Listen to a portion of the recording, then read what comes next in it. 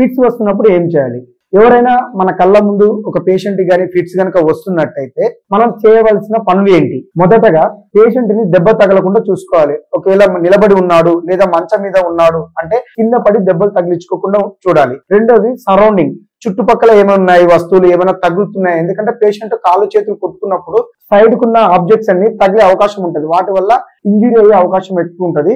So మొదటగా మనం injury కాకుండా సరౌండింగ్స్ ని నీట్ గా చూసుకోవాలి. పేషెంట్ ని పడుకోబెట్టాలి. రెండవది పేషెంట్ ని ఒక వైపు తిప్పి పడుకోబెట్టాలి. ఎందుకంటే ఫిట్స్ వచ్చిన చాలా మందికి 190 మందికి నోటి నుంచి నురగ రావడము లేదా నాలుక కొరుక్కోవడము జరుగుతుంటాయి. ఇలా జరిగినప్పుడు వెళ్ళకిలా గనక పడుకొని ఉంటే అంటే సుపైన్ పొజిషన్ లో ఉంటే ఆ నోటి నుంచి వస్తున్న నురగ గాని లేకపోతే నాలుక కొరుక్కోవడం వల్ల వచ్చిన బ్లడ్ గాని లోపలికి ఊపిరితిత్తులకు పోయే అవకాశం ఉంటది. అలా పోవడం వల్ల ఊపిరితిత్తులు నిమ్మొచ్చి శ్వాస ఆడడానికి ఇబ్బంది అయ్యి ప్రాణానికి హాని జరగవచ్చు. సో ఎప్పుడైనా సరే ఫిట్స్ వస్తున్న వ్యక్తిని ఒక వైపుగా తిప్పి పడుకోబెట్టాలి. అలా పడుకోబెట్టడం వల్ల నోట్లో ఉన్న నురగ కానీ బ్లడ్ కానీ బయటకు వెళ్ళిపోతాయి. చాలా మంది ఫిట్స్ వస్తున్న వ్యక్తికి పడుకోబెట్టించి నీళ్లు తాగిస్తూ ఉంటారు.